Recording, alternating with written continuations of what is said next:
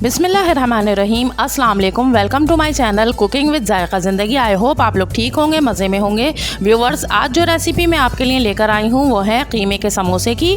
और बाज़ार के समोसे तो आप बहुत खाते हैं, मगर उसमें वो बात नहीं होती जो घर के समोसों में होती है। घर के समोसे बहुत मज़े के बनते हैं और इसे आप अपनी इफ्तार में बनाएं और सबसे दाद वसूल करें। तो चलिए जल्दी से ये रेसिपी देखते हैं कि किस तरह ये बनते हैं। अगर रेसिपी पसंद आए तो एक लाइक ज़रूर दे दें। कीमे का समोसा बनाने के लिए मैं सबसे पहले 2 टेबल स्पून ऑयल एक पैन में गरम कर लूँगी और जब ये गरम हो जाएगा तो इसमें 1 टेबल स्पून अदरक लहसुन का पेस्ट डालकर उसको गोल्डन होने तक फ्राई कर लूँगी। और जब ये गोल्डन हो जाएगा तो इसमें हाफ़ केजी मेरे पास कीमा है बीफ का, और ये बारीक मशीन से निकला हुआ कीमा है। इसको मैं इस अदरक लहसुन के साथ डाल दूँगी और इसको मैं कलर चेंज हो जाने तक फ्राई करूँगी। 5 मिनट कुक करने के बाद देखिए कीमे ने अपना कलर चेंज कर लिया है और इसका पानी भी रिलीज़ हो गया है। तो इस स्टेज पर मैं इसमें 1 टीस्पून सॉल्ट ऐड करूंगी। आप अपने टेस्ट के अकॉर्डिंग ऐड करेंगे। 1 टीस्पून रेड चिली पाउडर, हल्दी पाउडर 1 टीस्पून, कुटा हुआ धनिया 1 टीस्पून, कुटी हुई लाल मिर्च 1/2 टीस्पून, ज़ीरा पाउडर 1 टीस्पून, गरम मसाला पाउडर 1/2 टीस्पून और काली मिर्च पाउडर 1/2 टीस्पून। ये सारे मसाले इस कीमे के साथ हम 2-3 मिनट तक अच्छी तरह से भून लेंगे। 2-3 मिनट पकाने के बाद देखिए कीमे का कलर चेंज हो गया है और ये ड्राई भी हो गया है। तो इस स्टेज पर मैं इसमें 1 गिलास पानी ऐड करूँगी, क्योंकि ये बीफ का कीमा है तो थोड़ी देर लगेगी इसको गलने में। तो 1 गिलास पानी ऐड करके मैं इसको कवर करके 15 से 20 मिनट के लिए लो फ्लेम पर गलने रख दूँगी। तकरीबन 20 मिनट पकाने के बाद मैंने इसे खोला है तो कीमा गल गया है और अभी इसमें थोड़ा थोड़ा सा पानी बाकी है। तो इस स्टेज पर यहाँ एक बड़े साइज़ की प्याज मैंने क्यूब्स में चॉप कर ली है, इसको मैं इसमें शामिल कर दूंगी। इसके साथ ही 1 हरी मिर्च को मैंने बारीक चॉप करके इसमें डाल दिया है। आधी गड्डी हरे धनिये के पत्ते इसमें शामिल कर दिए हैं। अब इन मसालों के साथ मैं इस कीमे को मज़ीद 2-3 मिनट तक भून लूँगी। और जब ये अच्छी तरह से भुन गया है देखिए, तो अब ये फिलिंग रेडी हो गई है हमारी समोसों की। तो मैं इसकी फ्लेम को ऑफ करके और इसको पूरा ठंडा कर लूँगी।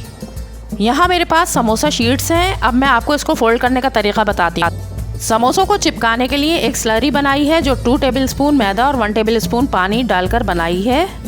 अब शीट के नीचे वाले कॉर्नर से उठा के हम इसको ऊपर की तरफ लेकर जाएंगे और एक ट्रायंगुलर शेप बना लेंगे और नीचे वाले किनारे पर हम स्लरी लगा लेंगे और इसको फिर ऊपर वाली साइड से फोल्ड करते हुए नीचे की तरफ लाकर एक ट्रायंगुलर शेप बना लेंगे और नीचे से हम इसको प्रेस करेंगे ताकि ये समोसा इससे चिपक जाए। अब ये एक ट्रायंगुलर पॉकेट हमारी बन गई है। इसमें हमने जो फिलिंग रेडी की थी वो इसमें डाल देंगे और अब ईजीली हम इसको इस तरफ से भी फोल्ड कर सकते हैं, लेकिन उससे पहले जो स्लरी हमने बनाई है और किनारों पर जो रह गए हैं उन पर भी लगा देंगे और इस तरह से हम इसको इस तरफ से भी फोल्ड करके एक ट्रायंगुलर शेप बना लेंगे और ये समोसा हमारा एक रेडी हो गया है। तो इसी तरह से मैं दूसरे समोसे भी बना लूँगी।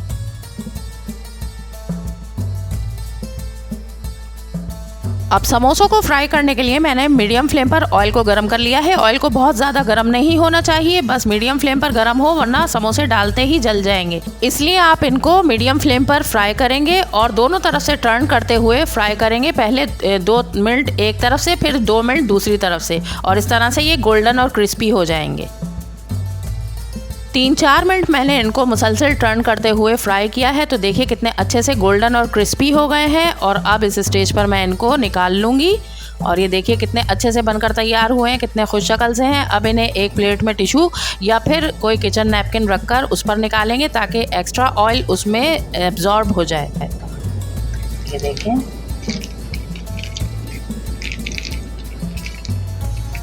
देखा आपने, इनकी आवाज़ चेक की, कितने क्रिस्पी बने हैं ये और मज़े में भी लाजवाब हैं। मैंने इनको टोमेटो केचप के साथ सर्व किया है। तो व्यूवर्स, ये थी मेरी आज की रेसिपी। उम्मीद है कि आपको बहुत पसंद आई होगी और अगर पसंद आए तो इसे एक लाइक दें और मेरे चैनल को सब्सक्राइब कर लें ताकि मैं आपके लिए और अच्छी वीडियोज़ लाने वाली हूँ, वो आपसे मिस ना हो। तो चलिए फिर मिलते हैं किसी और अच्छी सी रेसिपी के साथ। तब तक के लिए अपना ख्याल रखें, मुझे दुआ में याद रखें और रमज़ान में मेरी रेसिपीज़ को एंजॉय करें। अल्लाह हाफ़िज़।